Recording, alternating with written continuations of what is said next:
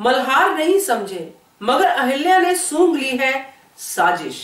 नमस्कार दोस्तों, स्वागत है आपका आपके अपने चैनल हंग्री स्पिरिट्स में। हंग्री स्पिरिट्स देख रहे हैं सारे दर्शकों का मैं अंजू शर्मा दिल से स्वागत करती हूँ। अहिल्या जिस सुराग के पीछे लगी थी उसका एक कण मिलने के बाद पूरी तरह से वो उसके और पीछे लग गए कि मुझे अब किसानों का कातिल पकड़ना ही पकड़ना है। उसके लिए उसने भेष भी बदला, मगर क्या हुआ, अचानक से पता चलता है कि कातिल तो पकड़ा गया। हैरानी तो होगी। चलिए बात करते हैं, मगर पहले वही गुजारिश, जिन्होंने अभी तक चैनल को सब्सक्राइब नहीं किया है कर लीजिए। साथ में दोस्तों बेल आइकॉन दबाइएगा ताकि आपको हमारे वीडियोस के नोटिफिकेशन मिलते रहें। बहुत सारी कड़ियां हैं दोस्तों इस पूरे के पूरे केस में जिसको अहिल्या तफ्तीश कर रही है और वो कड़ियां खुलनी चाहिए और खुलेंगी।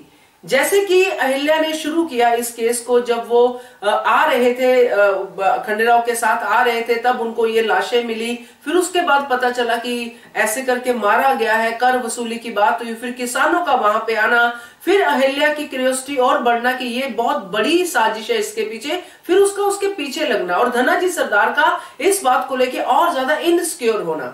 ये सारी कड़ियां हैं अपने आप में, मगर अब और ज्यादा ओपन हो रही हैं और उसकी वजह से धनाजी सरदार और ज्यादा इनसिक्योर हो रहे थे।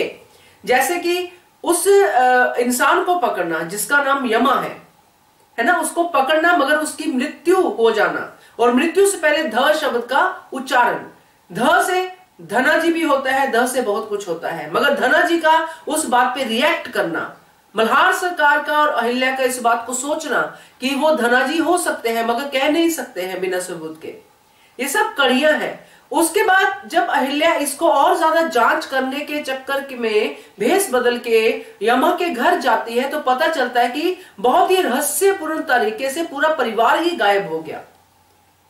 तो ये कड़ी भी तो अहिल्या लेके आएगी, और जब वो इस पूरी तफ्तीश को करने के ऊपर जुटी हुई है और अचानक से कातिल सामने आता है तो अहिल्या को कैसे हजम होगा।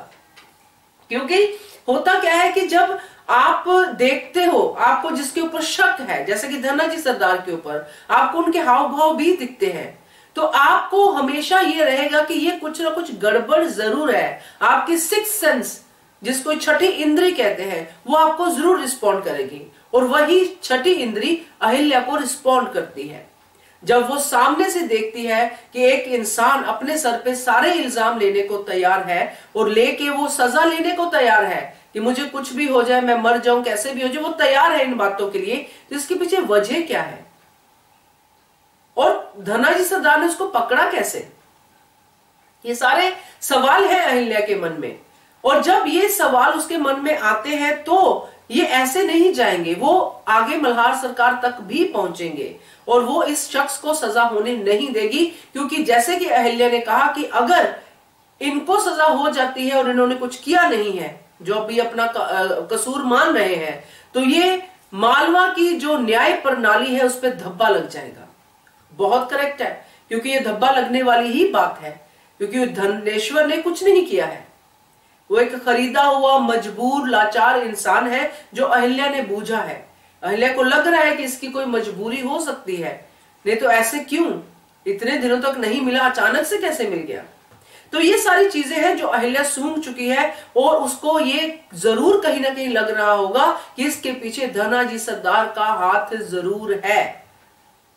क्योंकि अहिल्या शांति से सोचती है, वो एग्रेशन से नहीं सोचती है, वो बैलेंस माइंड से सोचती है, इसलिए वो इतनी जल्दी नतीजे पर नहीं पहुंची जितनी जल्दी मल्हार सरकार पहुंच गए। और मल्हार सरकार को भी वो बताएगी कि इतनी जल्दी मत पहुंचे किसी नतीजे पे, क्योंकि ये कारण हो सकते हैं। आपका क्या कहना है इसके बारे में कमेंट कीजिए।